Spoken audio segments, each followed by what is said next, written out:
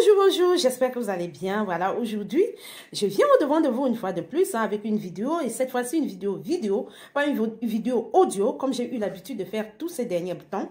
Voilà, j'espère que vous allez bien. Moi, je vais bien, je dis merci à Dieu.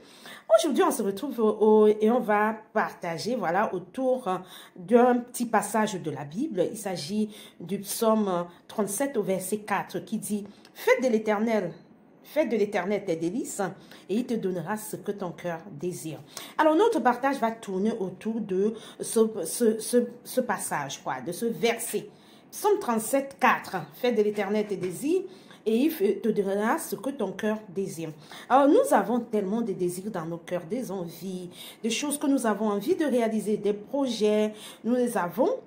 Et nous attendons l'accomplissement ou la réalisation. Parfois, cela n'arrive pas comme on aurait souhaité ou comme on attend en fait. Et il y a aussi des désirs qu'on n'arrive pas à exprimer à Dieu ou qu'on ne l'exprime tout simplement pas, quoi. On n'exprime pas.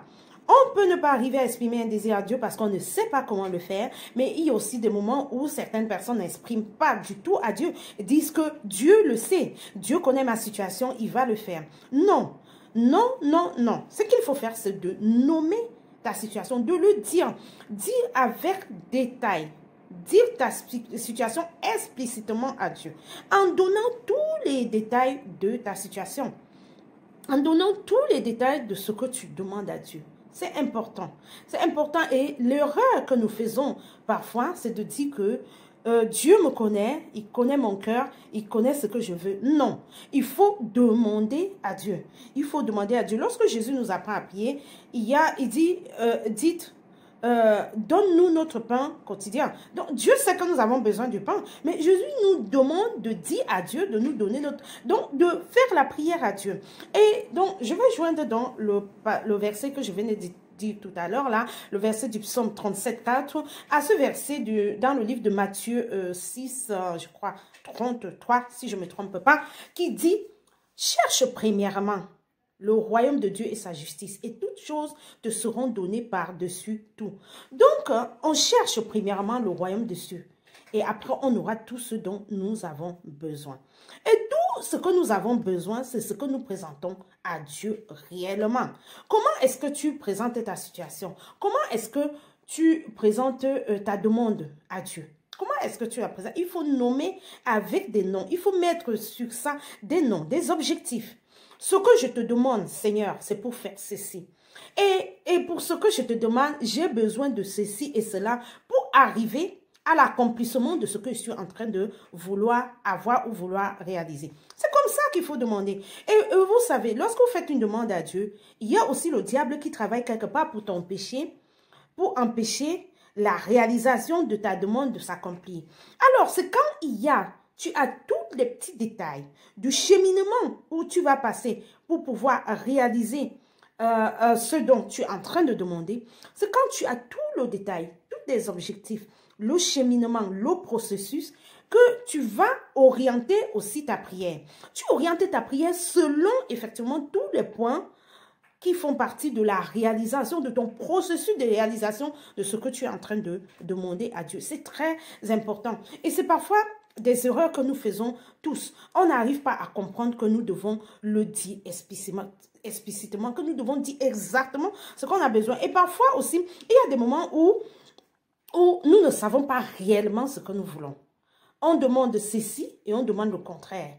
Ou alors on hésite dans la demande. Il ne faut pas hésiter dans sa demande.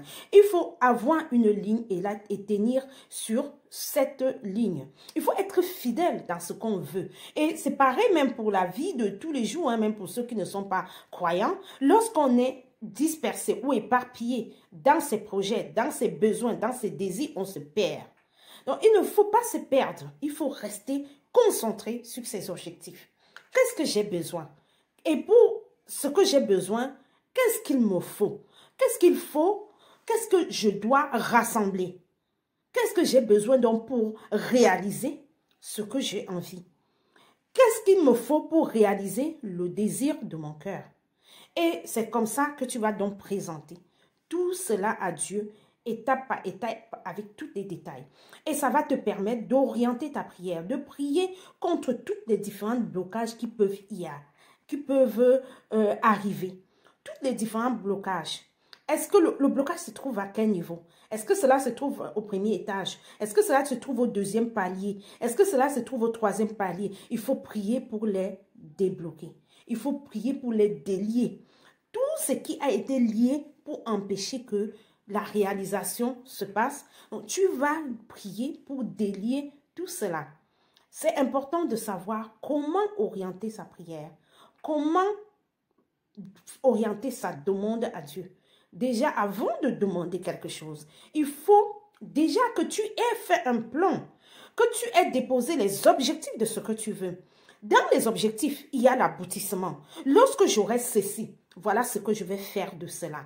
Lorsque je vais avoir telle chose, voilà de cette façon que je vais utiliser. Je vais prendre l'exemple de Anne. Lorsque Anne recherchait un enfant, elle était mal. Elle était mal et elle recherchait un enfant. Et à un moment, elle est entrée dans une forte période de prière. Elle ne voulait pas lâcher Dieu avant que Dieu ne la bénisse. Donc, elle cherchait l'enfant vraiment de façon...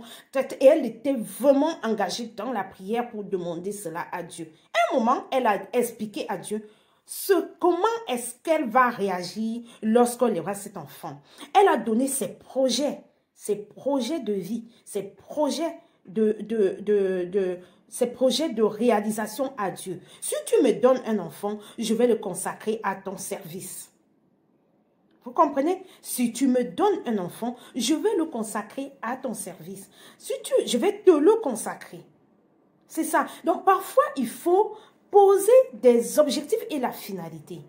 Des objectifs et la finalité. Quels sont tes objectifs? Quelles sont tes finalités? Pourquoi est-ce que tu veux que Dieu t'aide à trouver de l'argent? Qu'est-ce que tu veux faire de cet argent si à jamais tu arrivais à l'avoir? Pourquoi est-ce que tu veux que Dieu te permette de te marier? Qu'est-ce que tu veux faire de ce mariage lorsque tu l'auras réalisé? Pourquoi est-ce que tu veux que Dieu te permette de voyager? Ce voyage, qu'est-ce qu'il va t'apporter? Qu'est-ce que tu feras de ce voyage une fois que tu seras parti? C'est comme ça. Il faut poser des objectifs et réaliser un plan d'accomplissement. Parce que Dieu aussi te permet de réaliser tes désirs selon le plan que tu as établi, selon le plan d'accomplissement. Nous savons que lorsqu'on a un projet, on veut faire quelque chose, il y a plusieurs étapes pour y arriver. Donc, il faut qu'il y ait d'abord la réalisation de la première étape, et il y aura ensuite la réalisation de la deuxième étape, puis la réalisation de la troisième étape. Et je vais revenir dans la Bible pour prendre le cas de Sarah. Lorsque Sarah était en âge avancé, elle avait fait une demande à Dieu jusqu'à ce qu'à un moment, elle était découragée. Mais Dieu avait promis lui donner un enfant. Elle ne croyait vraiment plus. Tellement qu'elle ne croyait plus, vu son âge, elle ne croyait plus, qu'elle a utilisé sa servante pour que son mari puisse avoir un enfant, Abraham. Mais malgré le fait qu'elle a trouvé une autre solution en allant chercher une autre personne, sa servante, pour avoir l'enfant que Dieu lui avait promis, elle s'est mise quand même dans les conditions. Elle avait des objectifs. Avoir un enfant, quel qu'en soit le cas, que ce soit par sa servante, que ce soit par elle-même, elle voulait avoir un enfant, mais elle n'a pas abandonné, ses objectifs, même si elle pensait que sa servante lui avait déjà donné un enfant et que ça pouvait être tout. Elle ne s'est pas arrêtée là, elle s'est donné des objectifs. Elle a dit, je vais aller jusqu'au bout. Vous savez, à un certain âge, on n'a plus besoin parfois d'intimité, on n'a plus besoin de son mari, mais elle avait besoin, elle a sollicité son mari, c'est parce qu'elle a sollicité son mari qu'elle a enfanté Isaac. Voilà. Et si elle n'avait pas sollicité son mari intimement, mais elle ne serait jamais tombée enceinte. Donc, il a fallu qu'elle se mette dans la condition favorable pour l'accomplissement. Et c'est comme ça. Lorsqu'on demande parfois des choses à Dieu, on ne se met pas dans des conditions favorables pour l'accomplissement. Il faut avoir et développer des stratégies pour arriver à l'accomplissement de ce que nous avons envie, à l'accomplissement de ce que nous sommes en train de demander, ce que nous espérons. Il faut avoir des stratégies et se rendre disponible pour arriver à l'accomplissement de ce que nous avons besoin.